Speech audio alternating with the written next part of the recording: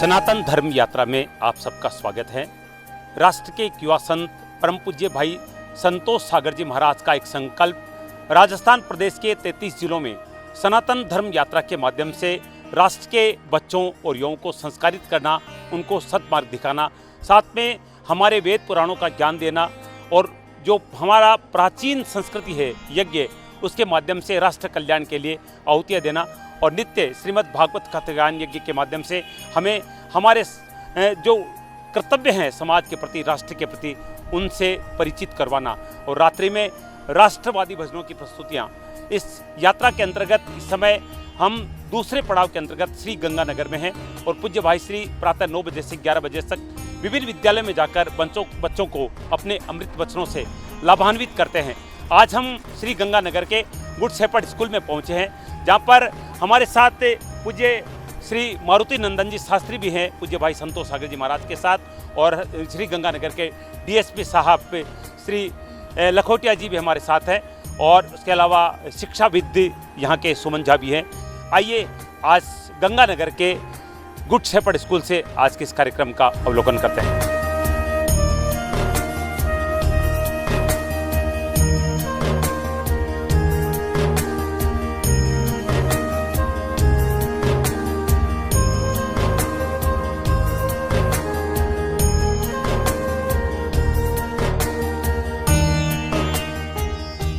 सरस्वती माँ शारदा की जय। माँ शारदा के पावन पवित्र मंदिर गुड शेपर्ड स्कूल में आकर हम अपने आप को गौरवान्वित महसूस कर रहे हैं। बच्चों, आपके सामने जो दिव्य विभूति बैठी है मात्र 35 वर्ष की उम्र है, और जैसा अभी गुरुजी ने पूरा परिचय बहुत सुंदर ढंग से प्रस्तुत किया है पूज्य महाराज श्री का, आप श्री डूंगरगढ़ के निवासी हैं, और जैसा बताया कि 200 से अधिक श्रीमद् भागवत कथा, राम कथा, शिव महापुराण, देवी भागवत जैसे धार्मिक ग्रंथों का बहुत सुंदर प्रस्तुतिकरण आपने भक्तजनों के समक्ष किया है। लेकिन मन में एक पीड़ा जगी कि इतनी कथाएं की, और कथाओं में अधिकतर जो लोग आते हैं वो 50, 60, 70 वर्ष के लोग आते हैं। तो महाराज श्री को, भाई श्री को लगा कि इनको हम आध्यात्मिकता से तो जोड़ सकते हैं, इनके अंदर भगवत भक्ति तो जगा सकते हैं, लेकिन ये कोई परिवर्तन राष्ट्र में नहीं कर सकते। ये अपना जीवन सुधार सकते हैं, लेकिन दूसरों का जीवन या राष्ट्र का जो एक हमारा ताकत है, हमारी जो सनातन संस्कृति का आधार है, उसको मजबूत करने का कार्य बच्चे कर सकते हैं या युवा कर सकता है। इसलिए आपने ये संकल्प किया कि सनातन धर्म यात्रा के माध्यम से पूरे राजस्थान का भ्रमण किया जाए। आप राजस्थान के 33 जिलों में जाएंगे और नित्य का जो कार्यक्रम रहता है, प्रातः 7 बजे से 9 बजे तक वैदिक यज्ञ का आयोजन होता है, जिसमें हम यज्ञ के माध्यम से विश्व कल्याण की कामना करते हैं। फिर 9 बजे से 11 बजे तक जिस क्षेत्र में आप प्रवास करते हैं, उस क्षेत्र के विभिन्न स्कूलों में जाकर बच्चों को हमारे वेद पुराण और गीता के संबंध में प्रवचन देते हैं, अपने अमृत वचनों से उनको लाभान्वित करते हैं, उनको धन्य करते हैं। फिर 3 बजे से 7 बजे तक श्रीमद् भागवत कथा ज्ञान यज्ञ का आप भक्तों को श्रवण करवाते हैं। रात्रि में राष्ट्रवादी और आध्यात्मिक भजनों की प्रस्तुतियाँ होती है। यानी प्रातः 7 बजे से रात्रि को 10 बजे तक आपने अपना 1 वर्ष का पूरा जीवन सनातन धर्म को समर्पित कर दिया, यूँ कहा जा सकता है। वरना आप जैसे राष्ट्रीय जो प्रवक्ता हैं, वो बड़ी बड़ी कथाएं करके बहुत सारा धन भी अर्जित कर सकते थे, लेकिन उद्देश्य एकमात्र है कि नन्हे मुन्ने बच्चों और युवाओं को प्रेरित किया जाए, उनको मोटिवेट किया जाए, उनको प्रेरित किया जाए हमारे सनातन धर्म के प्रति, हमारे परिवार के प्रति, हमारे समाज के प्रति, हमारे राष्ट्र के प्रति बच्चों का क्या क्या कर्तव्य होना चाहिए। ये सब चीज़ें आपको बताने के लिए आपने ये यात्रा प्रारंभ की है। बीकानेर में लगभग 4000 बच्चों से आप मिले और सबको भगवत गीता की पुस्तकें प्रदान की, और बच्चों ने इतना ध्यान से, इतना तन्मयता से आपको सुना और संकल्प किया कि हम इस गीता जी को पढ़ेंगे और अपने जीवन में परिवर्तन लाएंगे। आपका आज 7वां दिन श्री गंगानगर में है। आपके गंगानगर के जितने बड़े स्कूल हैं वहाँ पर आपने प्रवचन किया है, बच्चों को गीता जी की पुस्तकें प्रदान की है, और आज पूज्य भाई श्री आप सबके बीच पधारे हैं। आपके बगल में बैठे हैं परम पूज्य श्री मारुति नंदन जी शास्त्री। आप भी भागवत कथा के मर्मज्ञ हैं और क्षेत्र में अनेक कथाएं आपने भी की हैं। ये भी हमारा सौभाग्य कि आज आपको दो संतों के दर्शन करने का सौभाग्य मिल रहा है। साथ में हमारे बीच सुमन जी झा, आपके क्षेत्र के जाने माने शिक्षाविद हमारे बीच विराजमान है। और एक और बड़ी शख्सियत, पुलिस के बड़े अधिकारी, पुलिस उप अधीक्षक आदरणीय श्री लखोटिया जी हमारे बीच में विराजमान हैं, जिन्होंने इस यात्रा में अभूतपूर्व सहयोग किया है। मैंने पहली बार देखा है कि इतना बड़ा पुलिस अधिकारी इतना आध्यात्मिक है और बच्चों के लिए ये आप कह रहे हैं कि ये सबसे बड़ा जो मिशन भाई जी का है वो इन बच्चों से, इन युवाओं से मिलने का है। तो आप लगातार हमारे साथ बने हुए हैं, तो ये बड़े सौभाग्य की बात है। तो मैं अधिक समय नहीं लूँगा। आज हमें दो संतों को सुनना, सर हम भाई श्री को ही सुनते हैं। आज हमारा सौभाग्य है कि परम पूज्य मारुति नंदन जी भी हमारे बीच हैं। मैं सबसे पहले भाई श्री संतोष सागर जी महाराज जी, तो भाई श्री का ये आग्रह है कि पहले परम पूज्य मारुति नंदन जी शास्त्री आपको अपने अमृत वचनों से लाभान्वित करें। खर्वं स्थूलतनुं गजेन्द्रवदनं लंबोदरं सुंदरं प्रस्यन्दन् मधुगन्धलुब्धमधुपव्यालोलगण्डस्थलं दन्ताघातविदारितारिरुधिरे सिन्दूरशोभाकरं वन्दे शैलसुतासुतं गणपतिं सिद्धिप्रदं कामदं मूकं करोति वाचालं पंगुं लंघयते गिरिं यत्कृपातमहं वन्दे परमानन्दमाधवं। बोलो श्री कृष्णचंद्र भगवान की जय। आज बड़ा ही शुभ अवसर है कि हमें संतों की वाणी, सत्संग, गुरुजनों के समक्ष बैठकर अध्यात्म की वह यात्रा लेकर पूज्य महाराज से चले हैं और सबको जगाने के लिए, प्रेरित करने के लिए, धर्म की ओर उन्मुख करने के लिए आए हैं। और इनका साथ देने के लिए, इनके मनोबल को बढ़ाने के लिए बड़े बड़े लोग यहाँ एकत्रित हैं। जीवन के प्रारंभ से ही हमें सच्ची शिक्षा प्राप्त हो जाए, हमारा लक्ष्य क्या है। हम सनातन धर्म के धर्मावलंबी हैं, तो सनातन क्या है? जो सदा से है, जो किसी के द्वारा प्रारंभ नहीं किया गया, जो अनादिकाल से सनातन है। भगवान का भी नाम सनातन है, तो भगवान के द्वारा प्रतिपादित जो धर्म है उसका नाम सनातन है। सदा भवः सनातनः। तो उस सनातन को हम समझें, और सनातन को धर्म का नाम दे दिया गया। धर्म का मतलब क्या है? धारणात् धर्मः, जो धारण किया जा सके, जो जिया जा सके, जिस पर चला जा सके, उसका नाम धर्म है। सनातन धर्म का मूलभूत ग्रंथ, जिसकी बड़ी ही समाज में प्रतिष्ठा है। सभी धर्म के आचार्यों ने, किसी भी संप्रदाय के साधक ने श्रीमद् भगवद गीता को स्वीकार किया। क्यों? क्योंकि गीता भगवान के मुख से निस्सृत है, भगवान के मुख से निकली है, जिसका संबंध सत्य से है, जिसका उद्गम अच्छा है, जिसकी उत्पत्ति अच्छी है, वो अति प्राचीन होकर के भी नित्य नूतन से ही प्रतीत होती है। जितनी बार सुनेंगे उतना बार नया सा लगेगा। गीता भगवान के द्वारा गाई गई है। और गीता का उद्देश्य क्या है? अर्जुन महाभारत के युद्ध में अस्त्र शस्त्रों से सुसज्जित होकर भगवान श्री कृष्ण को सारथी बनाकर कौरव और पांडव विशाल समूह में युद्ध की इच्छा से उपस्थित हुआ।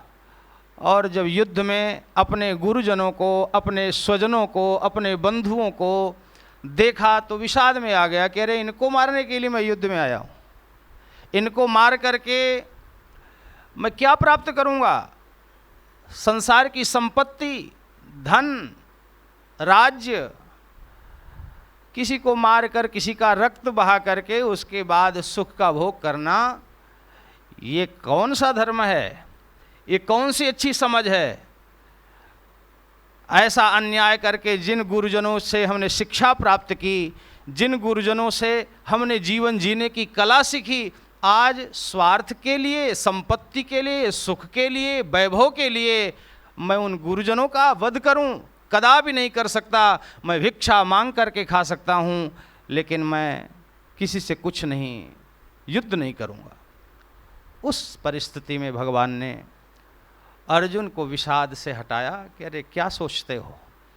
हम जो सोचते हैं, मन में जो हमारा विषाद है, न तो हम किसी को मार रहे हैं, न किसी को हम उत्पन्न कर रहे हैं, हमारा कुछ नहीं है।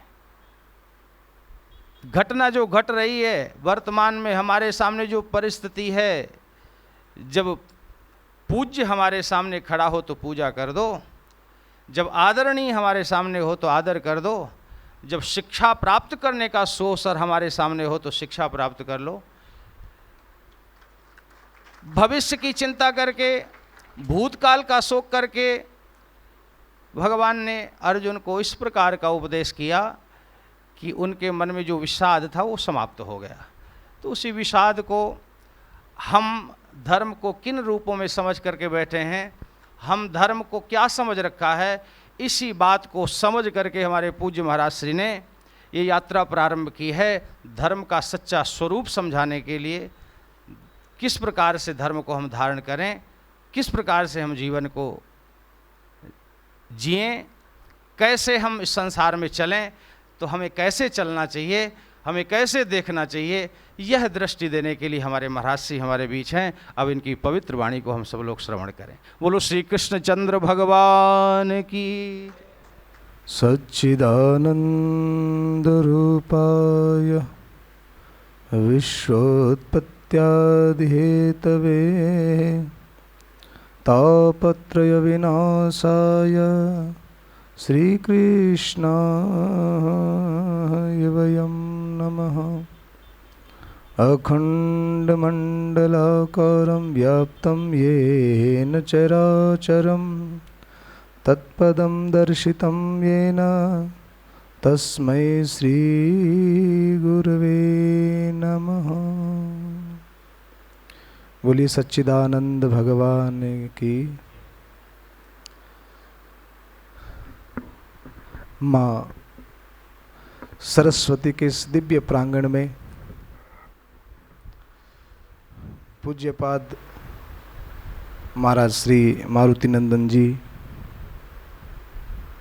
और इस प्रांगण में बैठे हुए सभी महापुरुष,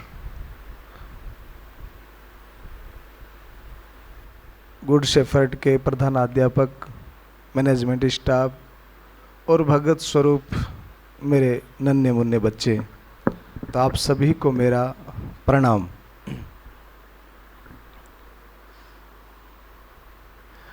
आप सब लोग बड़ी टेंशन में दिखाई दे रहे हैं, क्या बात है, हैं? हम सब लोग आज आपका थोड़ा सा सर खाने के लिए आए हैं। आप कहोगे सर वो तो मम्मी भी खाती है, पापा भी खाते हैं, स्कूल में आते हैं तब टीचर्स भी खाते हैं, हैं? हाँ ये भी खाते हैं। तो आप थोड़ा सा कंफर्ट हो जाइए। हम तो बस आपसे मिलने के लिए आए हैं, बातें करने के लिए आए हैं, क्योंकि आज के बच्चे जो होते हैं ना वो बड़े होशियार होते हैं, तो उनसे कुछ सीखा जाए इसलिए हम आपके पास आए हैं। तो आप थोड़ा सा आनंद में हो जाएं, मस्ती में बैठें, रिलैक्स होके बैठें। मैं तो कुछ आपसे सीखने के लिए आया। मुझसे कोई अगर पूछता है ना कि आपको सबसे ज़्यादा अच्छा क्या लगता है, सबसे ज़्यादा आप किससे प्यार करते हैं, तो मैं कहता हूँ छोटे छोटे प्यारे प्यारे बच्चों से। आप लोगों से मुझे बहुत ज़्यादा प्रेम है, इसलिए मैं आपके बीच में आया हूँ।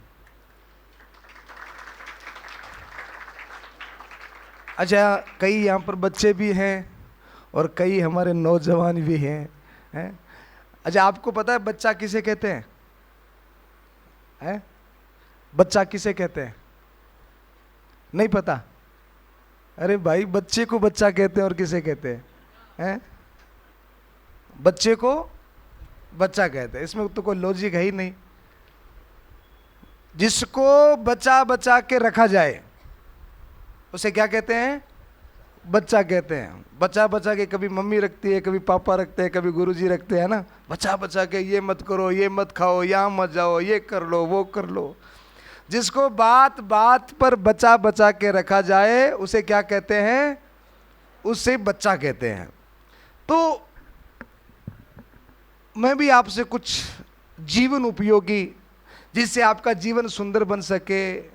वैसे तो आपका विद्यालय इतना सुंदर है, आपके आचार्य जी इतने दिव्य हैं, निश्चित आपको कुछ ज़्यादा बताने की आवश्यकता नहीं है, क्योंकि आपके चेहरे से, आपके आँखों में जो एक चमक मुझे दिखाई दे रही है, इसका मतलब ये है कि आप सब अपने स्तर पर बहुत अच्छे लेवल पे हो।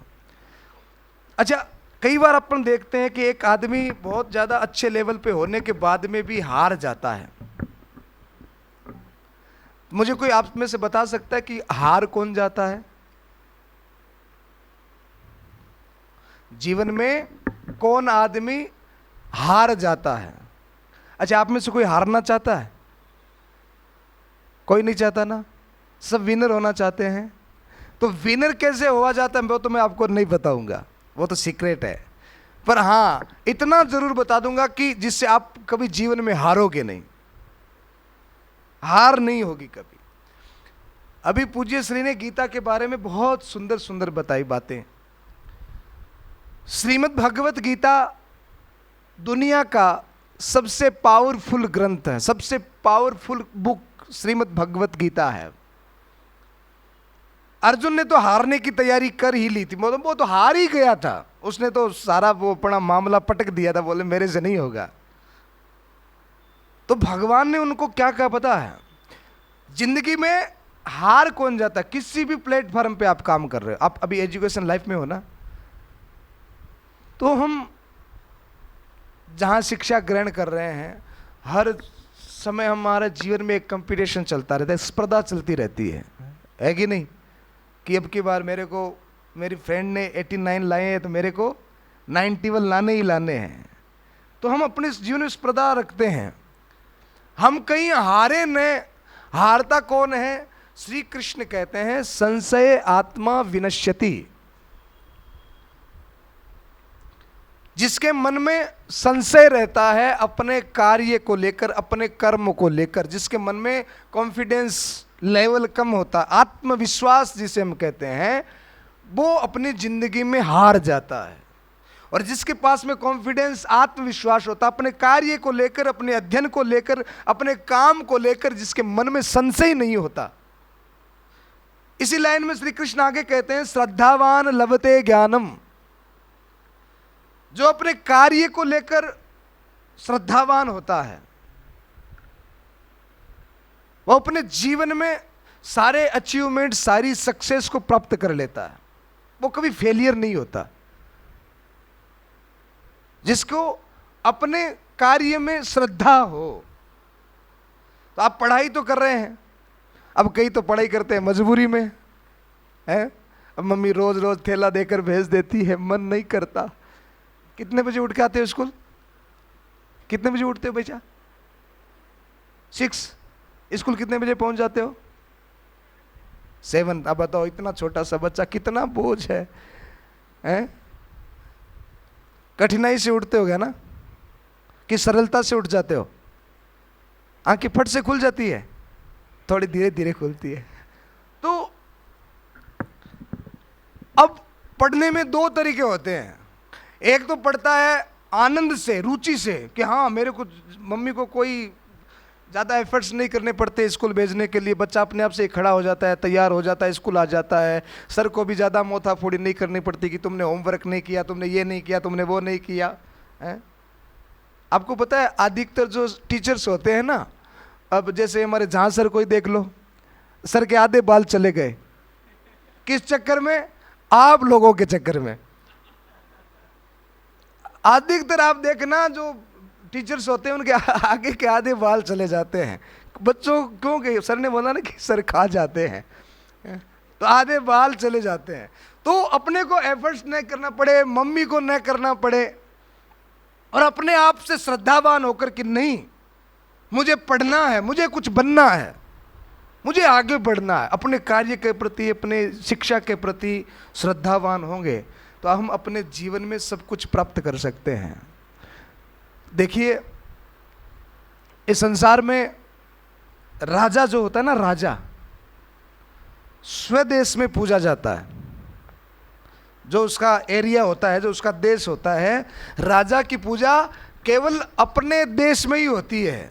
पर एक विद्वान व्यक्ति की, एक पढ़े लिखे व्यक्ति की पूजा, बोले वो जहां जाएगा, जिस कंट्री में जाएगा, जिस देश में जाएगा, उसकी पूजा होगी ही होगी।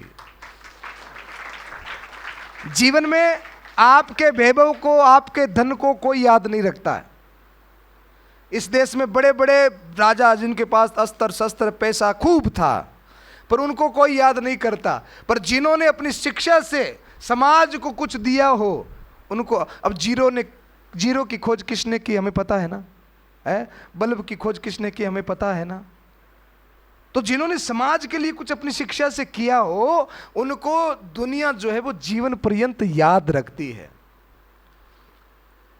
हमें जरूरत होती है कि हमारी जो दशा है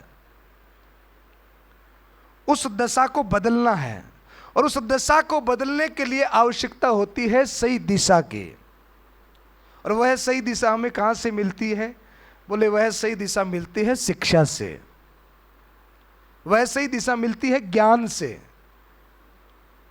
जितना ज्ञान आप अर्जित कर सकते हैं, एक बच्चा अपने नर्सरी क्लास से लेकर के आईआईटी करता है, एलएलबी करता है, एमबीए करता है, तो इतनी शिक्षा ग्रहण करने के लिए उस बच्चे को कितनी किताबें पढ़नी पड़ती है बताओ? इतनी शिक्षा लेने के लिए कितनी किताबें पढ़नी पड़ती है? बोले हजारों किताबें पढ़नी पड़ती है। जब आप हाई क्वालिफिकेटेड हो जाएंगे, खूब विद्या अध्ययन करेंगे, तो आपके जीवन काल की सारी किताबों को आप देखिएगा, फिर आपको पता पड़ेगा कि हमने हजारों किताबें पढ़ ली है। और उन हजारों किताबों को पढ़ने के बाद में क्या होता है? विद्या अध्ययन करने से, किताबों का नॉलेज लेने से, पढ़ने से क्या होता है बताओ? पढ़ने से क्या होता नहीं पता? डरो मत यार, मैं तो आपसे बात करने के लिए आया हूं। जो भी आपको पता है वो बताओ। अब देखो, आप सबको पता है, मुझे पता है आप सब खूब पढ़े लिखे हो। किताबें पढ़ने से क्या होता है? ज्ञान बढ़ता है, हमारी बुद्धि तेज होती है, हमें नॉलेज हो जाता है, हमारी बुद्धि का लेवल ऊपर हो जाता है। अरे जब हम 5 साल के थे, तो अब आपको पता है एक 5 साल का बच्चा 5 रुपए के खिलौने के लिए रोता है। आपके घर में भी होंगे छोटे छोटे बच्चे, वो 5 रुपए के खिलौने के लिए रोता है। कभी मम्मी का पल्लू पकड़ता है, कभी पापा से कहता है पापा दिलाओ दिलाओ दिलाओ दिलाओ। 5 रुपए के खिलौने के लिए वो बच्चा कितना रोता है, कितना उद्यम करता है। अब विचार करो, जब आप 15 साल के हो जाते हो, 20 साल के हो जाते हो, जिस खिलौने के लिए आप बचपन में कभी रोते थे, आज आप बड़े हो गए, वही खिलौना आपको लेकर दे दिया जाए गिफ्ट में, आपको अच्छा लगेगा? है? क्यों? आप तो कभी उस खिलौने के लिए रोते थे मम्मी के आगे, पापा के आगे, तो आज वो आपको अच्छा क्यों नहीं लगता? ये फर्क कहां पर आ गया? शिक्षा में आ गया, ज्ञान में आ गया। आपको पता है कि वो अब बेकार की चीज़ है, 5 रुपए का खिलौना, उसका पता पड़ गया कि फालतू की चीज़ है, अपने काम की चीज़ नहीं, बच्चों की चीज़ है। फर्क कहाँ पड़ा है? फर्क पड़ा है बुद्धि में। आपका नॉलेज बढ़ गया, आपका ज्ञान बढ़ गया, आपको उसका मीनिंग समझ में आ गया, उसका मतलब समझ में आ गया कि हमारे काम की चीज़ नहीं है। आपकी बुद्धि का तीव्र ज्ञान बढ़ गया। अब आप 15 साल की, 20 साल की एज में आ गए। अब आपकी रुचि किस चीज में है? बोले अब तो बस बढ़िया से ब्रांडेड कपड़े मिल जाए, हैं, 3 जगह से फटी हुई पेंट हो तो मजा आ जाए, है ना। अब हमारी रुचि है फैशन में, हमें फैशन अच्छी लगती है, 3 जगह से फटी हुई पैंट हो, बढ़िया ब्रांडेड शूज हो, और बढ़िया वो एक तरफ से कटिंग कराई हुई हो, है। कई कई बच्चों की कटिंग हम देखते तो हम बड़े हंसते हैं, मानो वो नाई आदि कटिंग करके भूल गया हो, है? तो अभी हमें क्या अच्छा लगता है, अभी हमें अच्छा लगता है कि बढ़िया कपड़े मिल जाए, बढ़िया साइकिल मिल जाए, और कभी कभार घंटे 2 घंटे मम्मी का मोबाइल भी मिल जाए, है ना। इसमें हमारी रुचि है। पर एक मैं बात आपको बता दूं, जब आप 10 साल के बाद में और पढ़ाई करेंगे ना, जब आपका लेवल थोड़ा सा और ऊपर हो जाएगा, 25 साल के बाद में ये चीज़ें भी आपको आकर्षित नहीं करेगी। जैसे आज आपको 5 रुपए के किलो में इंटरेस्ट नहीं है ना, आप 25 साल के बाद में आपको इन साइकिल में, इस अटपटी कटिंग में, फटे हुए कपड़ों में भी इंटरेस्ट नहीं रहेगा, क्योंकि आपका ज्ञान का लेवल बढ़ जाएगा।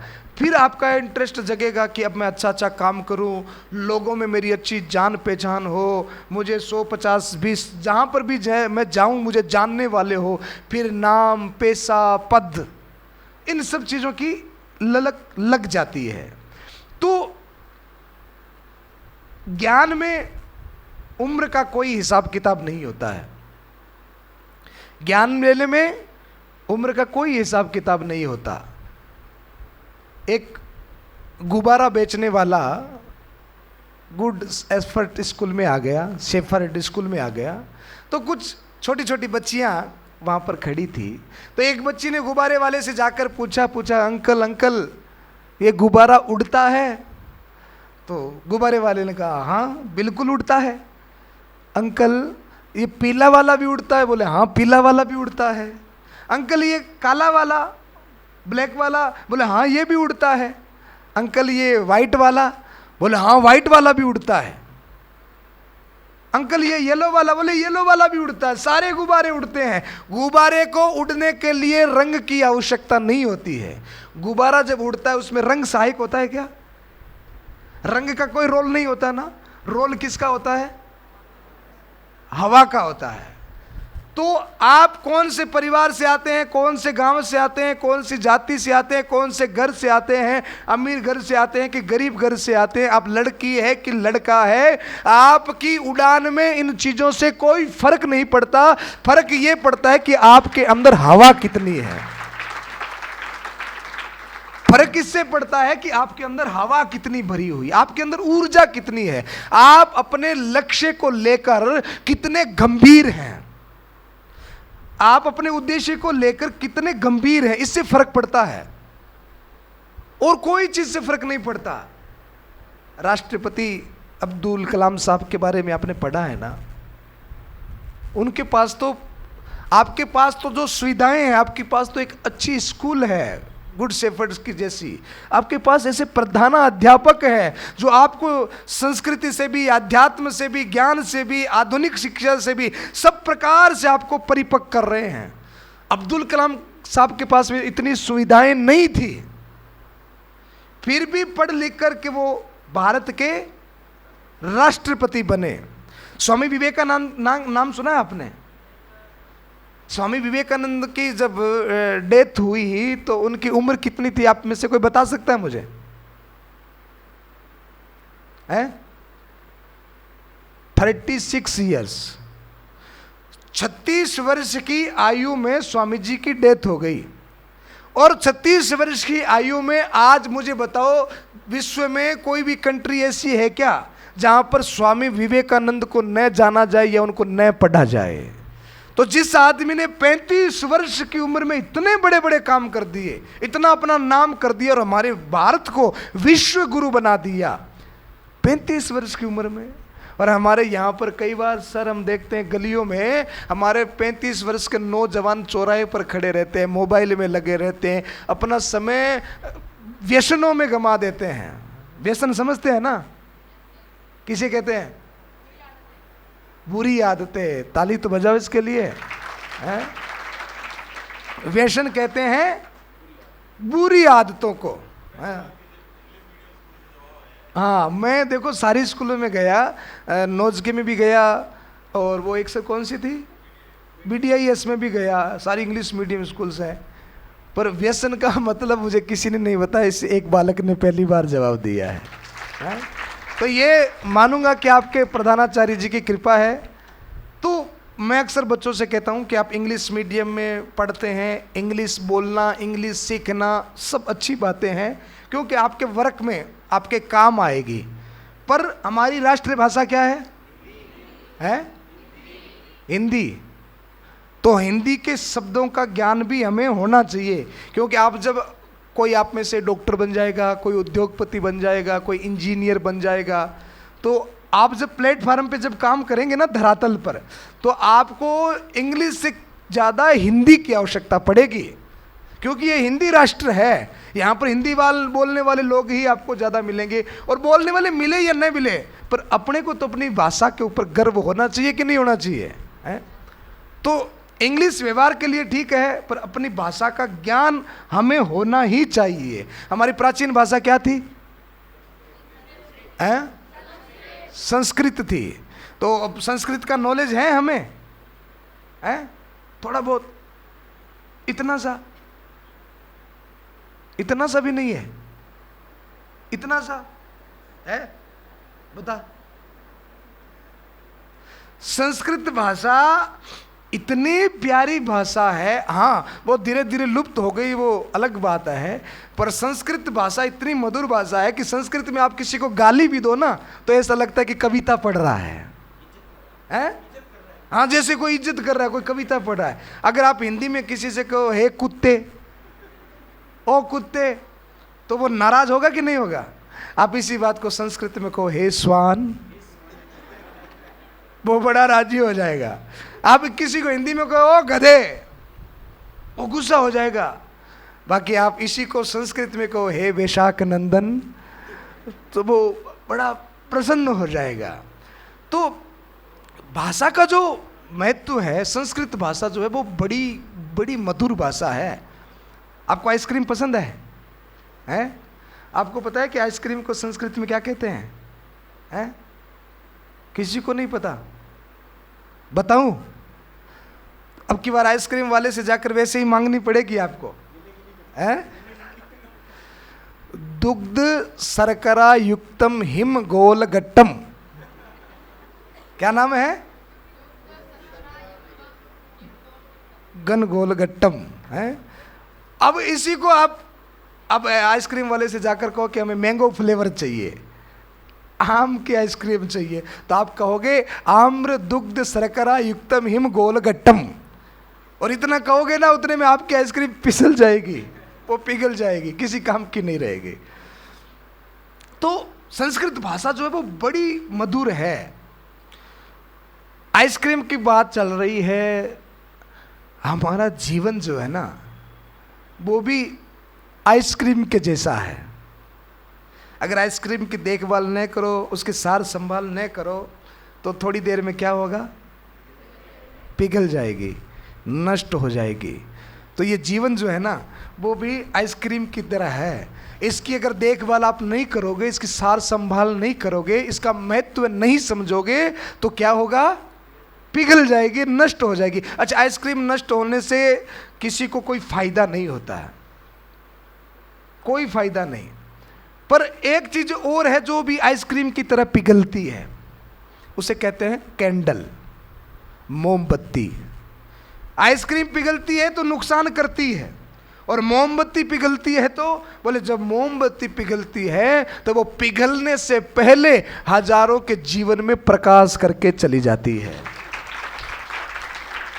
तो पिघलना तो आइसक्रीम को भी है और पिघलना मोमबत्ती को भी है, पर दोनों में डिफरेंस कितना है? बोले एक तो पिघल कर नष्ट हो जाती है, पर मोमबत्ती जब पिघलती है तो वो हजारों के जीवन में प्रकाश करके चली जाती है। तो पिघलना तो हम सबको है, इस संसार में कोई रहता नहीं है, सबको जाना पड़ता है। हमारे दादाजी गए, परदादाजी गए, सबको जाना है, हमें भी जाना है। पर जितना जीवन परमात्मा ने हमको दिया है, भगवान ने जो जीवन हमको दिया है, स्वामी विवेकानंद को तो 36 साल ही मिले थे, पर उन 36 सालों में उन्होंने कितने बड़े बड़े काम कर दिए। और कई निकम्मे ऐसे होते जो 100 सालों में भी कुछ नहीं करते। वो खाते पीते सोते और चले जाते हैं।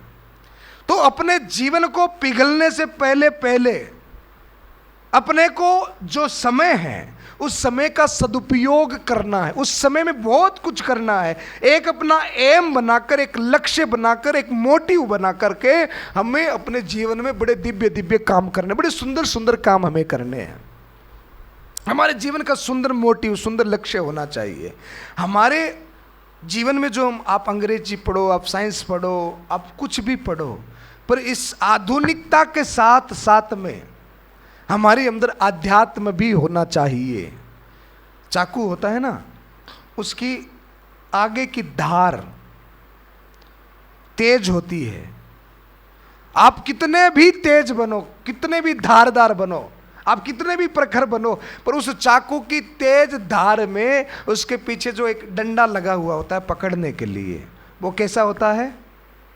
या तो लकड़ी का होता है या प्लास्टिक का होता है कि नहीं होता? वो क्यों होता है?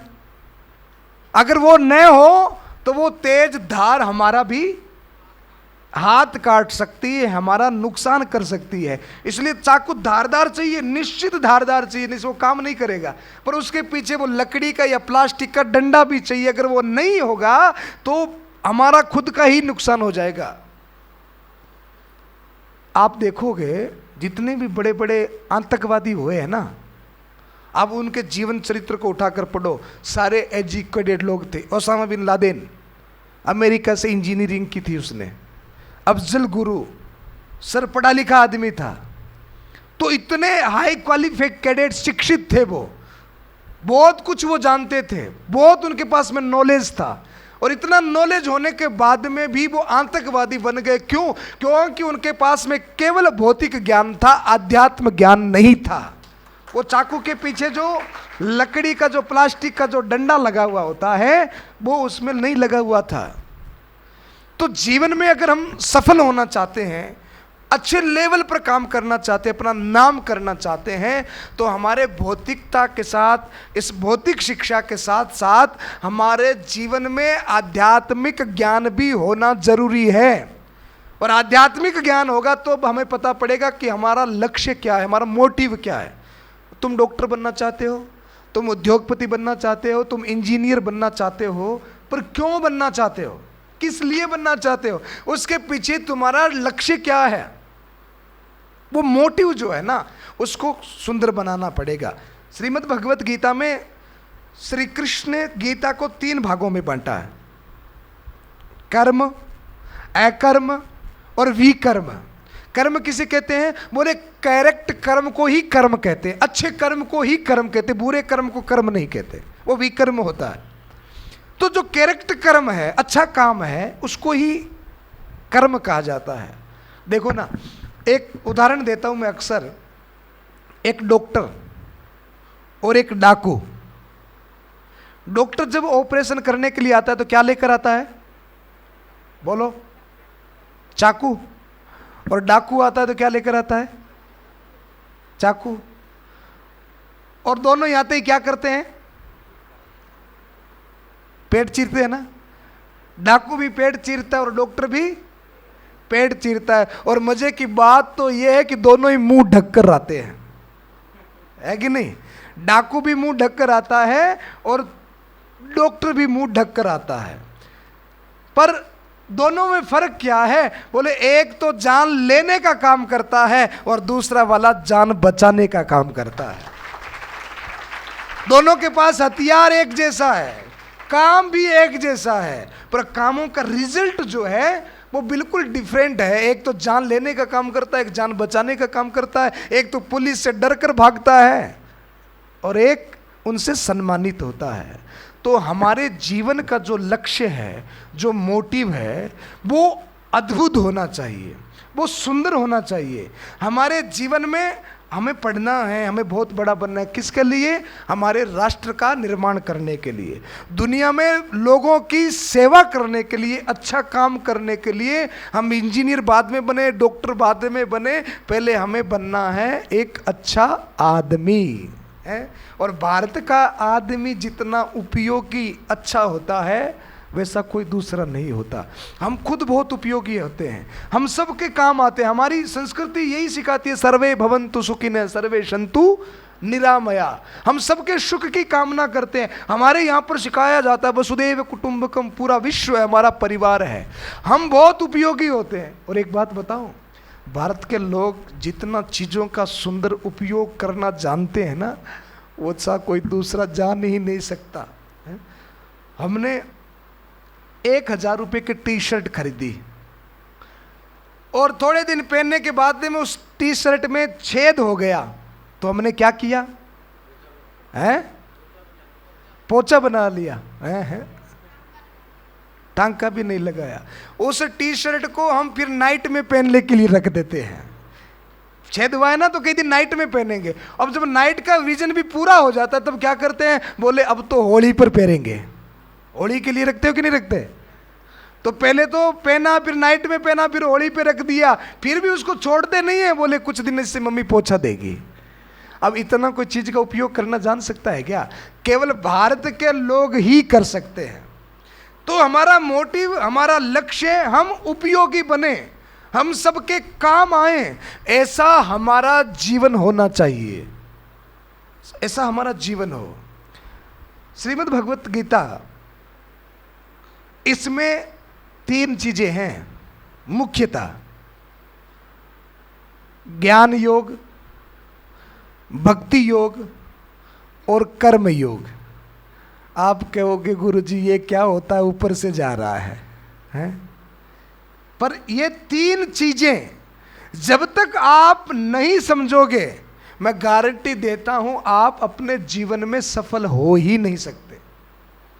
कुछ न कुछ आप में कमी रह जाएगी, आप अपने लक्ष्य को प्राप्त नहीं कर सकते। पर ये तीनों चीजें जिस दिन आपके पास में एक साथ में आ गई, उस दिन एक बार, अच्छा आप कर्म पर विश्वास करते हैं कि भाग्य पर? कर्म पर कौन विश्वास करता है? हाथ ऊपर करें सब। और भाग्य के ऊपर कौन कौन विश्वास करता है? अच्छा, भाग्य जैसी कोई चीज होती नहीं क्या? एक बच्ची ने हाथ ऊपर किया। अच्छा एक बात बताओ, आज हम लोग आपको आकर सुंदर सुंदर बातें बता रहे हैं, इसमें आपने कोई एफर्ट्स किया, कोई कर्म किया,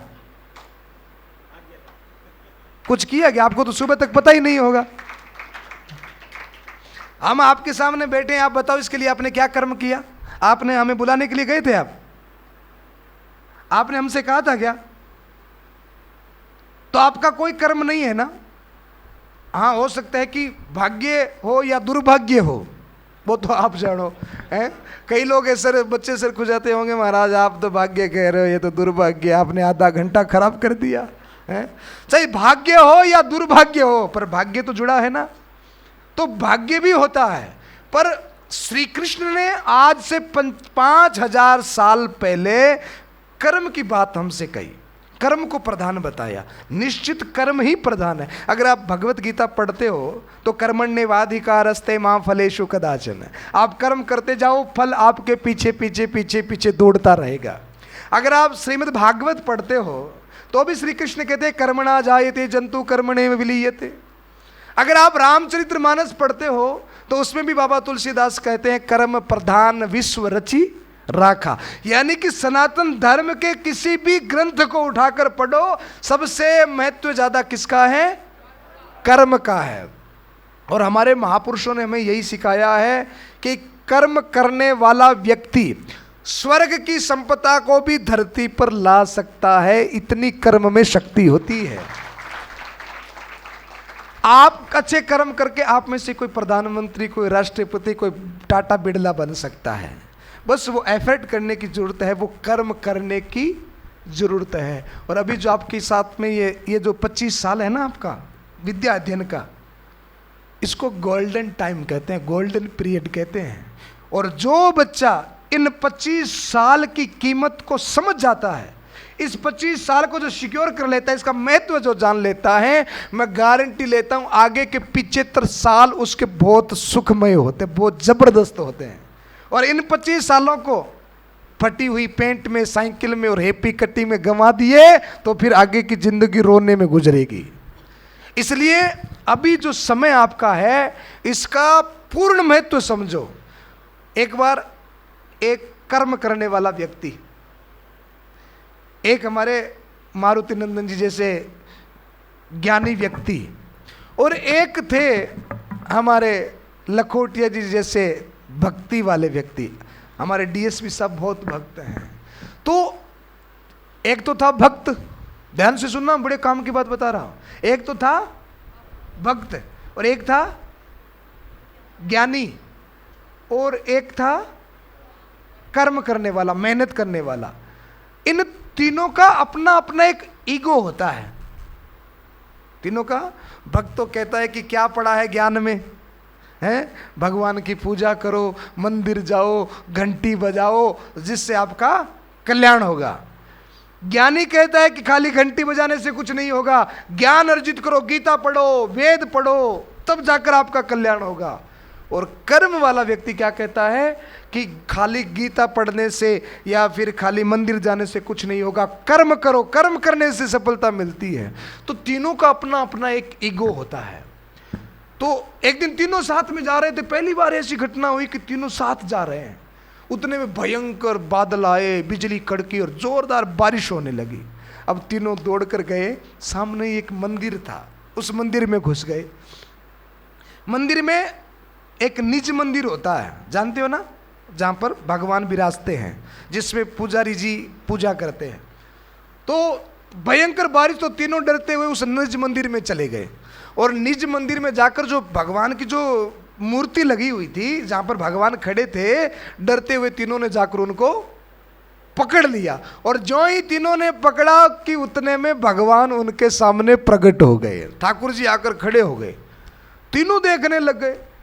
ज्ञानी कहने लगा, भगवान मैंने इतने वेद पढ़े, इतनी किताबें पढ़ी, इतना ज्ञान लिया, पर आप कभी नहीं आए।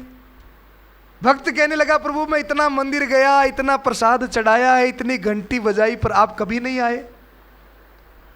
एक कर्म करने वाला व्यक्ति कहने लगा, प्रभु मैंने इतने अच्छे अच्छे कर्म किए, पर आप कभी नहीं आए। भगवान कहते हैं कि मैं तो इंतजार कर रहा था कि आप तीनों साथ कब आएंगे। जब आप तीनों साथ आओगे तभी आप मुझे पाओगे, वरना नहीं पाओगे। समझे कि नहीं समझे? हमारे जीवन में कर्म बहुत जरूरी। आप जो विद्या अध्ययन कर रहे हो ना, ये अभी आपका कर्म है, तो ये करना बहुत जरूरी है। इस कर्म के साथ में हमें ज्ञान चाहिए कि हम जो कर रहे हैं वो किस लिए कर रहे हैं, हम क्यों कर रहे हैं। वो ज्ञान की भी आवश्यकता है और उसके साथ में भक्ति की भी आवश्यकता है। हम रोज भगवान का शुक्रिया करें कि भगवान ने हमको हाथ दिए, पैर दिए, आंखें दी, ज्ञान दी, ऊर्जा दी, अच्छे मम्मी पापा दिए, अच्छे गुरुजी दिए। इसके लिए आप भगवान का धन्यवाद करते हो क्या? है रोज। और कुछ न करो पर भगवान का धन्यवाद। सोचो कि अगर भगवान ने हमको पूरी बॉडी, कंप्लीट बॉडी दी होती और केवल आंखें न दी होती तो क्या होता? पूरी कंप्लीट बॉडी दी होती और पांव न दिए होते तो पूरा जीवन खराब हो जाता कि नहीं हो जाता?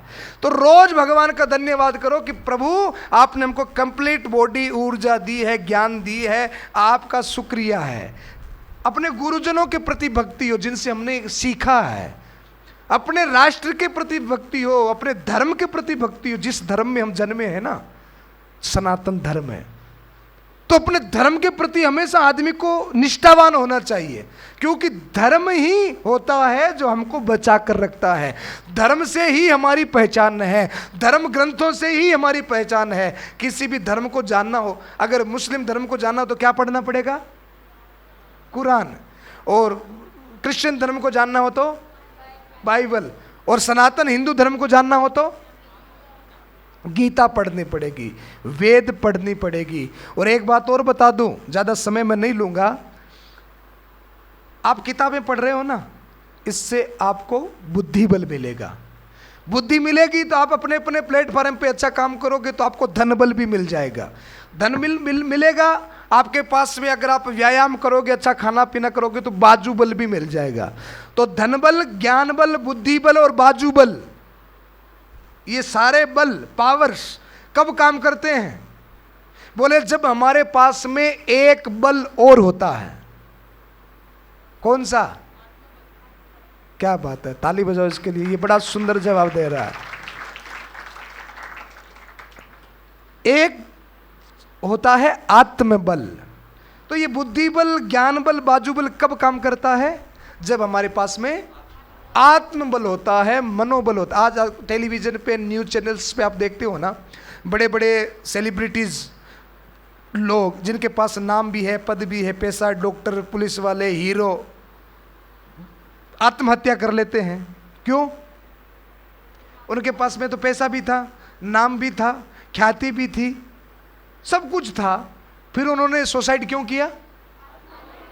उनके पास में आत्मबल नहीं था। तो हमारा पूरा जो ये भूमिका जो जीवन में रहती है ना, वह भूमिका हम तभी उनके आयामों को समझ सकते हैं, तभी हम सफल हो सकते हैं जब हमारे पास में आत्मबल होता है। और आत्मबल किससे बढ़ेगा पता है? श्री कृष्ण ने अर्जुन का आत्मबल बढ़ाया, तब अर्जुन महाभारत के युद्ध में करोड़ों करोड़ों लोगों को हराकर विजय हो गया। और वो आत्मबल बढ़ाने वाली किताब कौन सी थी? भगवत गीता। आपके घर में है? किस किस के घर में है? आपके घर में नहीं है? आपके घर में भगवत गीता नहीं है? होगी, आपको पता नहीं होगा, है? हाँ, दादी नानी पढ़ती है। तो ये भगवत गीता जो है ना, ये दुनिया की सबसे मोटिवेशनल, सबसे पावरफुल किताब है। आपको पता है दुनिया के 128 देशों में, इटालियन, फ्रांसीस, चाइनीज, हर एक भाषा में, आप गूगल करके देखना, जिस भाषा में कहोगे उस भाषा में आपको भगवत गीता मिलेगी। देश की बड़ी बड़ी यूनिवर्सिटीज में ये किताब पढ़ाई जाती है जिसका नाम है भगवत गीता। हमारे देश के प्रधानमंत्री आदरणीय नरेंद्र साहब मोदी जी जब किसी से भेंट करते हैं ना, तो उनको कोई ना कोई वो गिफ्ट देते हैं, और गिफ्ट में क्या देते हैं पता है? भगवत गीता देते हैं। क्योंकि ये हमारे धर्म की, हमारे राष्ट्र की और हमारी सबसे बड़ी संपत्ति है भगवत गीता, जिसको आज पूरा विश्व पढ़ रहा है। तो आप अपने जीवन में सफल होना चाहते हैं और खूब मनोबल प्राप्त करना चाहते हैं, तो आपको हजारों किताबों में एक और किताब शामिल करनी पड़ेगी। कौन सी? भगवत गीता। और मैं गारंटी देता हूं, जिसने इस किताब को समझ लिया वो अपने जीवन में कहीं पर भी अटक नहीं सकता। पर यह समझना इतना सरल नहीं है, थोड़ा सा कठिन है। इसके शब्द बड़े कनिष्ठ, शब्द बड़े कठिन है। तो आज मैं ये किताब जो मुझे अपने प्राण से भी प्यारी है, मैं आज ये किताब आपको गिफ्ट देने के लिए आया हूं। ये ग्रंथ मैं आपको गिफ्ट देने के लिए आया हूं। I need your attention.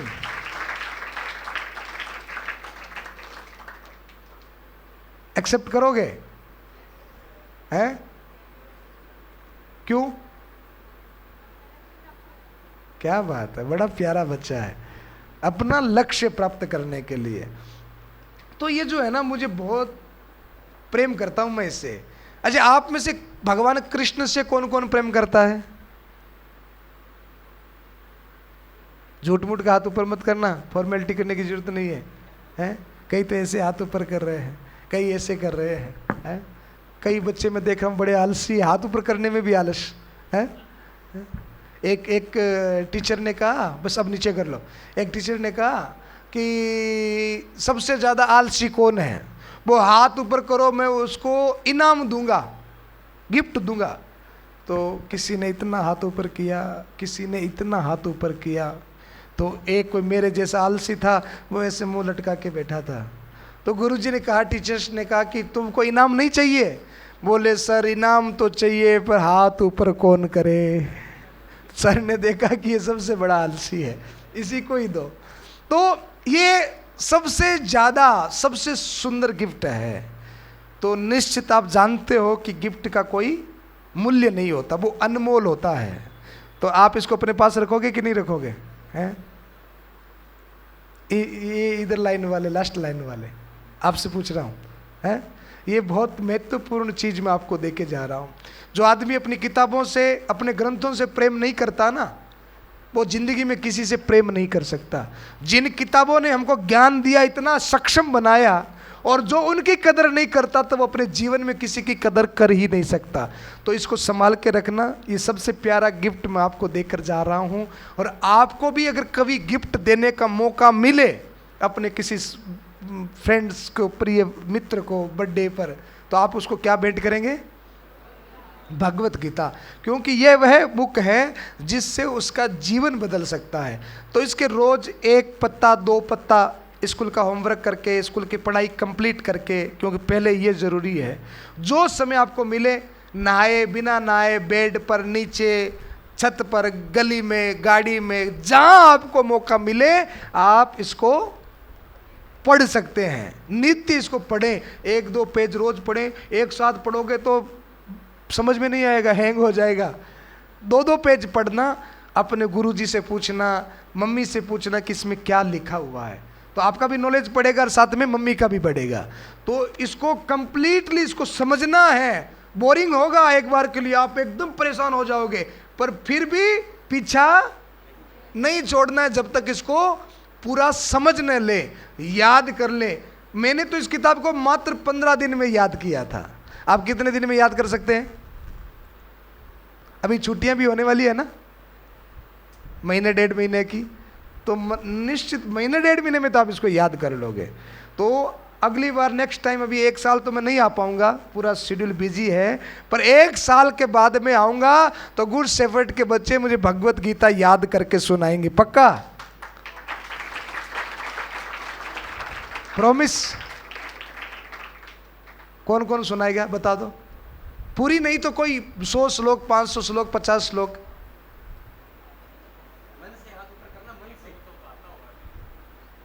अच्छा, आप में से कोई 1-आध श्लोक जानता है भगवत गीता का? वाह, ये पढ़ता है, इसके चेहरे से दिखाई भी पड़ता है कि ये गीता पढ़ता है। हाँ, तो भगवत गीता बहुत अद्भुत ग्रंथ है, आपको वो दिव्य महापुरुष बना देंगी कि आप जहाँ जाकर खड़े हो जाएंगे, लाइन वहीं से शुरू होगी। तो कहने के तो मेरे पास बहुत सारी बातें हैं, पर आपका समय ज़्यादा नहीं लूँगा, स्कूल का समय है। तो आज मैं आपको ये गिफ्ट देकर जा रहा हूँ, इसको हमेशा अपने पास में रखना, इसको पढ़ना। और मैं आपसे सिर्फ इतना ही चाहता हूँ कि आप अच्छे इंसान बने और इस राष्ट्र का निर्माण करें और हमारे धर्म के प्रति जागरूक रहें, और धर्म का जैसे हम प्रचार कर रहे हैं आप भी प्रचार करें और अपने धर्म के लिए जिए। अरे ये एक ही बहुत, आजा। वाह, देखो चोटी भी रख रखी है इसने, ताली बजाओ यार इसके लिए। बस यही तो राष्ट्र का दुर्भाग्य है कि हमने धर्म को जाति से जोड़ दिया, ब्राह्मणों से जोड़ दिया, बड़ियों से जोड़ दिया, सिख से जोड़ दिया। ये आपका सौभाग्य होगा कि आप महाराज श्री के शुभ भक्तों से महान धर्म सुनिए। अच्छा, तुम कुछ कहना चाहोगे? कुछ अच्छी बात कहो, कुछ अच्छी बात बोलो, मैं सुनना चाहूँ। अपने सीनियर्स को कुछ भी अच्छी बात जो तुम्हें मन में आता है कुछ कह दो। क्या करना चाहिए सबको और जीवन का लक्ष्य क्या होता है, कुछ भी बता दो। आज का प्रोग्राम कैसा लगा? हाँ, आज का प्रोग्राम कैसा लगा? हमें अच्छे काम करने चाहिए और अपना अच्छे काम करके अपना अच्छा लक्ष्य प्राप्त करना चाहिए, अपना लक्ष्य निर्धारित करके उस पर चलना चाहिए।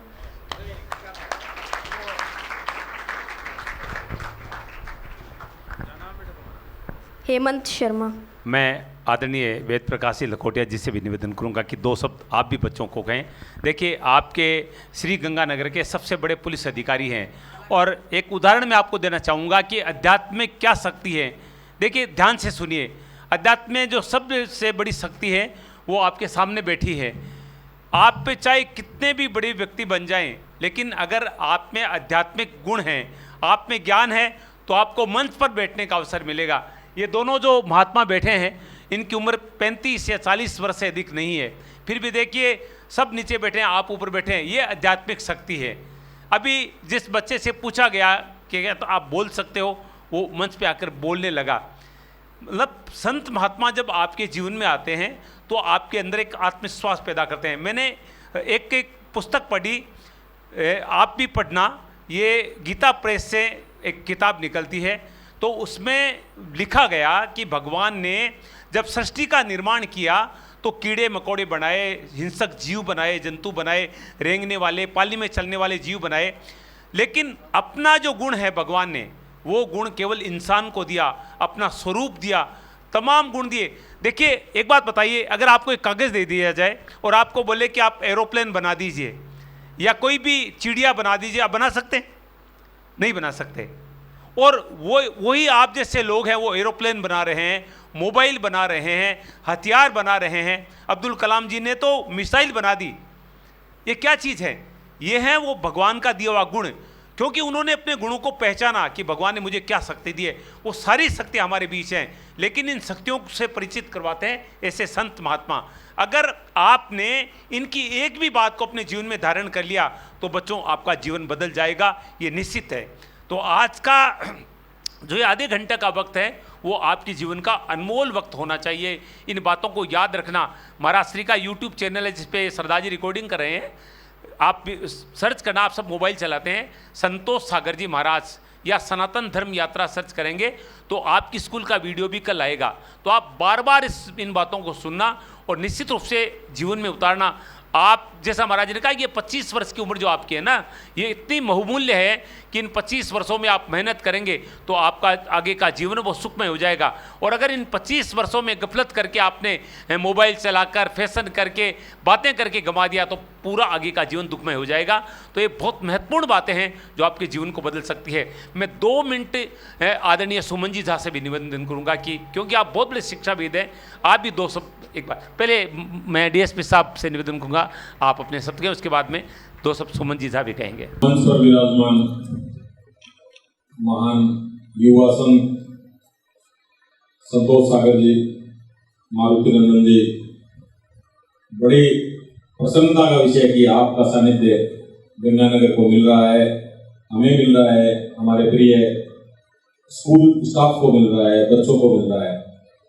और आज आपने भारतीय संस्कृति, भारतीय साहित्य पर, विशेष तौर पर श्रीमद् भागवत गीता पर जो व्याख्यान दिया, इससे हम सभी की जो जीवन की दिशा है इसको एक नया आयाम मिलेगा, ऐसी मुझे निश्चित संभावना और निश्चित कामना प्रतीत हो रही है कि आपने जिन सरल शब्दों में इस कठिन ग्रंथ का, जिस पर हजारों लोगों ने, हजारों विद्वानों ने, संत महात्मा, पढ़े लिखे लोगों ने अपनी बड़ी बड़ी पुस्तकें लिख दी। ये छोटी सी किताब जो आपके हाथ में है, आप गूगल पर सर्च करना कि सैकड़ों नहीं हजारों लोगों ने इस पुस्तक के ऊपर अपनी व्याख्याएं लिखी है। आपको हिंदी में, इंग्लिश में, संस्कृत में, सभी भाषाओं में मिलेगी। ये पुस्तक अभी आज आप अगर इनके पेज पलटोगे तो शब्द आपको कठिन लगेंगे, पढ़ने में मुश्किल लगेंगे। तो आजकल बच्चे सब गूगल और इन पे चलते हैं, आपको इसकी हर भाषा में ट्रांसलेशन मिलेगी। आप मीनिंग्स निकाल के धीरे धीरे जब एक एक लाइन, 2-2 लाइन पढ़ते हुए एक एक 2 पेज पढ़ोगे हो तो आपको समझ आने लग जाएगी। 5-10 पेज, 10 पेज से आगे आप निकल जाओगे, फिर देखो क्या आनंद आएगा आपको इसको पढ़ने में। मैंने भी इसी तरीके से शुरू किया था। मेरे को मेरे बड़े भाई साहब ने खूब कहा, तो मैं शुरू में जब मुझे बुक मिली, मैं इधर से शुरू करता उधर खत्म हो जाती, फिर उधर से शुरू करता इधर खत्म हो जाती, लेकिन पढ़ने की हिम्मत नहीं होती थी। आपको भी मुझे लगता है कि क्योंकि हम सभी एक ही तरीके के लोग हैं, हम हमारे बनी बनाई आसान राह पर चलना जानते हैं। नई राह चुनना, नई राह पर चलने के लिए तपस्या करनी पड़ती है, प्रयास करना पड़ता है। उसमें बहुत कम लोग रुचि रखते हैं, इच्छा रखते हैं, लेकिन मुझे लगता है गुड शेफर्ड के बच्चे जरूर इस दिशा में प्रयास करेंगे। और जब आप इसको मन से पढ़ेंगे तो आपको अपनी जिंदगी का लक्ष्य तत्काल मिल जाएगा। और हमने तो आज 50 साल की उम्र में इसको पढ़ा है या सीखा है, समझा है। आपको जो 15 साल से 20 साल की उम्र के बीच में ये मार्ग मिल जाएगा तो आप समझो कि आप 50 साल बाद कहाँ होगे, या जब आपकी आयु 50 साल होगी तो आप कहाँ होगे। तो निश्चित रूप से ऐसा मतलब अद्भुत ग्रंथ है ये, जो आपके जीवन में क्रांति लाने वाला है। और यह अवसर हमें दिया आदरणीय संतोष सागर जी महाराज साहब ने, जो अपना जीवन समर्पित करके सनातन धर्म यात्रा के रूप में बीकानेर होते हुए गंगानगर पधारे हैं। और आपने संकल्प लिया है कि पूरे राजस्थान के प्रत्येक जिला मुख्यालय पर जाकर जो भी स्कूल रुचि रखेंगे उन बच्चों को मार्गदर्शन देंगे। ये निःशुल्क पुस्तिका वितरण करेंगे। तो निश्चित रूप से आपका मिशन कामयाब होगा। हमारी शुभकामनाएं हैं और हमारे गंगानगर के बच्चे भी आपसे मार्गदर्शन हासिल कर इस दिशा में कुछ नया करेंगे, ऐसी मैं इनकी तरफ से आपको आश्वासन देना चाहता हूं। मैं विद्यालय स्टाफ का बड़ा आभारी हूं कि हमने कल शाम को मामूली सी चर्चा की, मानव जी बाहर थे, फिर भी प्रिंसिपल मैडम ने इतनी सुंदर व्यवस्था करवाई और तत्काल सारी तैयारी करवाई, हमें स्वीकृति दी। और आज का जो ये आयोजन बच्चों ने सुंदर ढंग से जो सुना है, और मैं तो आश्चर्यचकित हूँ। मेरे मैडम को मैं जब बैठा था महाराष्ट्री बोल रहे तो मैंने कहा मैडम इंग्लिश मीडियम के बच्चे हैं, इनको क्या समझ आ रही होगी। मैडम ने कहा ऐसा नहीं है, बच्चे हमारे जो हैं पूरे संस्कृति, भारतीय संस्कृति से जुड़े हुए हैं, राष्ट्र से जुड़े हुए हैं और इनका सब। लेकिन जब आपका सामने से रिप्लाई आ रहा था तो निश्चित रूप से मुझे बहुत खुशी हुई, बहुत अच्छा लगा कि ठीक है, जैसा महाराष्ट्री ने बताया इंग्लिश आनी चाहिए, हमारे आगे प्रोफेशन में काम में जरूरत रहेगी, लेकिन हमारा वास्ता, हमारी योग्यता का हम जिन लोगों को लाभ देना चाहेंगे वो अधिकतर हिंदी भाषी लोग हैं अपने देश में। उन लोगों को जब हम सेवा करना चाहेंगे तो हमें उनकी भाषा अगर नहीं समझ आएगी तो हमें बड़ी दुविधा होगी। तो जब हम हमारी भाषा पर पकड़ रखेंगे, इस ग्रंथ का एक सबसे बड़ा फायदा ये भी है कि आपकी वोकैबुलरी बहुत स्ट्रॉन्ग हो जाएगी। अगर आप इंग्लिश में देखोगे ना तो बहुत से हिंदी शब्दों को ढूंढने के, जैसे अपने आप तो क्या हिंदी शब्द को अगर इसमें गूगल पे देखते हैं तो 20, 30, 50 इंग्लिश शब्द मिल जाएंगे। आपको कई ऐसे दुर्लभ शब्द मिलेंगे जिनका अंग्रेजों के पास ट्रांसलेशन ही नहीं है, सेम वो ही वो रोमन स्टाइल में उनको लिखना पड़ेगा। इतनी मतलब जो रिच वोकैबुलरी संस्कृत और हिंदी की है, आपको बड़ा अच्छा महसूस होगा, आपको गौरव अनुभव होगा कि हमारा साहित्य, हमारी संस्कृति इतनी मजबूत है कि अंग्रेज आज तक यहाँ पहुंच ही नहीं पाए। और जैसे बहुत सारे उदाहरण है, महाराज श्री के साथ मैं पिछले 5-7 दिन से हूँ, इनके सिरमुख से मैंने सुना है, जैसे ये हवाई जहाज का निर्माण अब लोग करके बड़ा प्रसन्न हो रहे हैं। पर आप इन ग्रंथों में पढ़ोगे तो रावण के पास पुष्पक विमान था। तो वो चीजें जब आप सोचेंगे कि हमारे ग्रंथों में क्या कहते हैं, अगर पुष्पक विमान था तो पुष्पक विमान बनाने की किसी ने, मैं कहता हूँ नहीं भी होगा, लेकिन किसी ने बनाने की कल्पना तो की है कि ऐसा विमान होगा तो ऐसे एक जगह से दूसरी जगह ले जाएगा। और उसमें महाराज श्री ने एक जगह अपने प्रबोधन में बताया था कि वो पुष्पक विमान भी ऐसा अद्भुत था कि उसमें जितनी सवारी बिठाओ उतना बड़ा होता जाता है। अब ये कल्पना आज से हजारों साल पहले, मैं कहता हूं नहीं होगा, हमने नहीं देखा, हम आजकल विज्ञान के अनुसरण करने वाले लोग हैं, मैं कहता हूं, लेकिन ये ग्रंथ तो इस बात का साक्षी है कि किसी ने कल्पना तो की थी इतने साल पहले, तो वो भी एक बहुत बड़ी बात है। और चूंकि हम लोग धार्मिक लोग हैं, धर्म को मानने वाले लोग हैं, भक्त और भगवान को मानने वाले लोग हैं, तो ये सिर्फ मैंने आप जैसे आधुनिक बच्चों को बताने के लिए कहा कि नहीं होगा, नहीं, ऐसा जरूर हुआ है। आप रामचरितमानस पढ़ते हैं, आप लोगों ने रामायण टीवी पे सबने देखी होगी। रामचरितमानस किसने लिखा है, कौन बताएगा? तुलसीदास जी ने। और कितने साल पहले लिखा है? लगभग 600 साल पहले, 14वीं शताब्दी में लिखा है, मेरी जानकारी में तो 14वीं शताब्दी में 600 साल पहले लिखा है। तब ये आवागमन के इतने साधन थोड़ी थे, ये जीप, कार, साइकिल, हो सकता है साइकिल हो तो मुझे नहीं पता, लेकिन साइकिल भी नहीं थी, ये साधन आवागमन के नहीं थे, अपने कम्युनिकेशन के इतने साधन नहीं थे। तो मान के चलो कि तुलसीदास जी ने अगर अयोध्या में बैठ के रामायण लिखी है और जिन जिन स्थानों का उन्होंने वर्णन किया है वो स्थान आज है ना, अपने रामायण यात्रा चलती है, हम चित्रकूट भी जाते हैं, लंका में जो रामेश्वरम वाला पुल है वो भी है। तो इतनी दूर अगर अयोध्या से पैदल चल के घूमने जाएगा तो 100 साल लग जाएंगे उसको। तो उन्होंने जब दूरदृष्टि, उनके पास दिव्य दृष्टि थी, उनके पास ऐसा कोई ज्ञान था, परमात्मा ने कोई उनको ऐसा अनोखा कुछ दिया था जिससे वो रामचरितमानस लिख पाए। रामचरितमानस से भी पीछे जाएं तो वाल्मीकि रामायण, उनमें भी ये सारी बातें हैं। इसका मतलब हमें हमारी संस्कृति, हमें हमारे साहित्य पे इतना गर्व होना चाहिए कि ये जो चीजें लुप्त होती जा रही है इन पर हम काम करें, इनसे हम ज्ञान अर्जित करें। और मैं बहुत आभारी हूँ महाराज श्री का, जिन्होंने इतना बड़ा मिशन अपने हाथ में लिया है और आप भारतीय संस्कृति को जागृत करने का जो कार्य कर रहे हैं इसके लिए पूरा गंगानगर आपका आभारी है और पूरे तन मन धन से आपके साथ है। Thank you. मंच पर आशीन आदरणीय युवा संतोष सागर जी और उनके साथ वृंदावन से पधारे हुए शब्द मार्टिन नंदन जी को बहुत बहुत आभार है कि आज आपने हमें ये सौभाग्य प्रदान किया। बच्चों, जो बातें आपको कही गई उसके आगे कुछ कहने का मन नहीं करता, लेकिन मैं जानता हूँ आपकी मानसिकता, आपका मनोविज्ञान आपके बीच में ही 40 वर्ष में गुजरा है। ये मेरा कर्मस्थल रहा है। आज अगर आदरणीय हमारे चेयरमैन चिमनी साहब मौजूद होते, शायद वो बाहर हैं, तो बहुत खुश होते। मुझे उनके 7 रत्न की कहानी याद है जब उन्होंने विद्यालय शुरू किया था, और उन बच्चों से बात करके हमें इतनी खुशी होती थी कि मैं शब्दों में प्रकट नहीं कर सकता है। आपके मनोविज्ञान में एक प्रश्न उठता होगा कि इस तरह के कार्यक्रम क्यों, हमारे लिए इसकी क्या उपयोगिता है। हमारे माता पिता तो फीस देते हैं इतने सारे, क्या उपयोगिता है बच्चों। मैं एक छोटा सा उदाहरण देना चाहता हूँ। आप भोजन करते हैं अपने शरीर को रक्षा करने के लिए कि आप काम कर सके। आप पुस्तक पढ़ते हैं, डिग्री लेते हैं, डॉक्टर बनते हैं, इंजीनियर बनते हैं कि आप अपने सम्मान आत्मविश्वास के साथ जीवन जी सके। और गुरु जी ने जो आपके श्रीमद् भगवत गीता की बात कही है, वो आपके जो मन है, आपके जो मस्तिष्क है, आत्मा है, उसका भोजन है। ये आपकी आत्मा का भोजन है और जीवन को सफल बनाने का रास्ता है। इसलिए बच्चों, इससे अगर दोनों चीज आपके पास है लेकिन मन संतुष्ट नहीं है, आत्मा संतुष्ट नहीं है, तो शायद आपका जीवन असफल रहेगा। छोटी सी बात भी होती है, बुद्ध बुद्ध से सागर भरता है। आप में से अगर एक एक श्लोक सारे बच्चों ने याद कर लिया तो 50 बच्चों में 50 श्लोक हो जाएगा। इस विद्यालय के बच्चों ने मेरे द्वारा एक कार्यक्रम था संस्कृत श्लोक रिसाइटल, मैंने कई बार करवाता हूँ।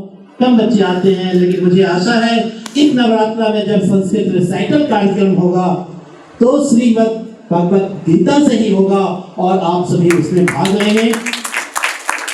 मैं बहुत बहुत आभारी हूँ, अपने को भाग्यशाली समझता हूँ। एक तो आपसे मिलकर, आपकी प्रतिभा को देखकर, गुरु जी के सत्संग में इतना समय बिता इसके लिए, और जो प्रिंसिपल मैडम शर्मा जी और विद्यालय के जो व्यवस्था है, जो चलाने वाले कर्मचारी हैं, आप सभी को बहुत बहुत आभार। ईश्वर से प्रार्थना करूंगा ऐसा अवसर हम सभी को बार बार मिलता रहे। बहुत बहुत धन्यवाद। गुरु जी, आप ही बता रहे हैं।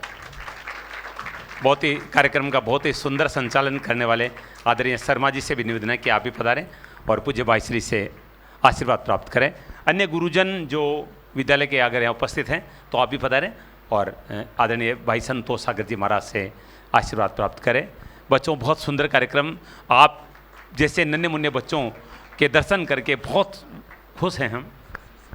शशि शर्मा जी पधारें, शशि शर्मा जी भी पधारें। आइए गुरु जी, आप भी आइए।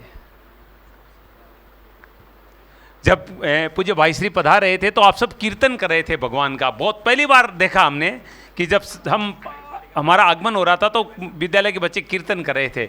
बहुत शुभ संकेत है। आपका जीवन निश्चित रूप से बहुत सुंदर बनने वाला है, ये मैं गारंटी के साथ कर सकता हूँ। एक बार ताली बजा दीजिए जोरदार। I think all of you have enjoyed the session. A very different session in which lot of things were connected to our religion. Fine. The holy book, what was the book? Bhagavad Gita. And the training which is given today is to read and follow Bhagavad Gita. So I will promise Swamiji on behalf of my children and my school management that we will follow each and everything and will try to embed all the moral values in our children. So I am very grateful that you have come here and given so beautiful words to our children. Thank you, sir. Thank you so much. And we wish you all the best for this yatra, and may God bless you with lot and lot of success. May you please keep on giving such values to each and every one you come across. Thank you, sir. बहुत बहुत आभार। मैं संतोष सागर जी महाराज के सम्मुख एक बात कहना चाहूँगा। गुड शेफर्ड स्कूल मैंने ज्वाइन किया 2005 से। यहाँ पर कुछ ऐसे कार्यक्रम होते हैं जिसको हम सनातन धर्म से जुड़े हुए हैं। एक हमारे आदरणीय चिमनी सर जी का बड़ा सौभाग्य रहता है। 4 जुलाई को हमारा वार्षिकोत्सव मनाया जाता है और उस वार्षिकोत्सव के दिन हम राम नाम जाप करते हैं। यहाँ पर प्रतिवर्ष ये कार्यक्रम होता है। जब हमारे 2 साल पहले 2019 में हमारी संस्था को 25 वर्ष पूर्ण हुए तो मेरे को उन्होंने कहा कि रामस्वरूप, मैंने कहा सर डोंट वरी, पहले राम नाम का जाप ही होगा, उसके बाद ही आगे का कार्यक्रम हमारा होगा। और नवंबर माह में सांप्रदायिक सद्भाव सप्ताह मनाया जाता है। उसकी शुरुआत हम इस मद् भागवत गीता के माध्यम से ही करते हैं। उसी के ही बारे में दूसरा दिन होता है हमारे गुरु ग्रंथ साहिब का, तीसरा दिन होता है कुरान शरीफ का, चौथा दिन होता है बाइबल साहिब का और अंतिम दिन होता है समारोह करके हम बिल्कुल इसको समापन लेकर जाते हैं। तो हम आपसे विश्वास दिलाते हैं आगामी 1 वर्ष के बाद जब आप दोबारा पधारोगे आपको इसमें परिवर्तन नजर आएगा। बच्चे आपको इस मद् भागवत गीता के श्लोक पढ़ते हुए नजर आएंगे, यह मैं आपको विश्वास दिला सकता हूँ। हम इस संस्कृति को जागृत करे हुए हैं और इसको जागृत करेंगे। आज आपका इस संस्था में जो आपके चरण पड़े हैं ये हमारे लिए बड़े सौभाग्यशाली हैं और आपके श्री मुख से जो हमने श्री वचनों का जो आनंद लिया है वो भी बड़ा ही आनंददायक है। एक बार सभी के लिए और अपने लिए तालियां जरूर बजाएं भाई। धन्यवाद।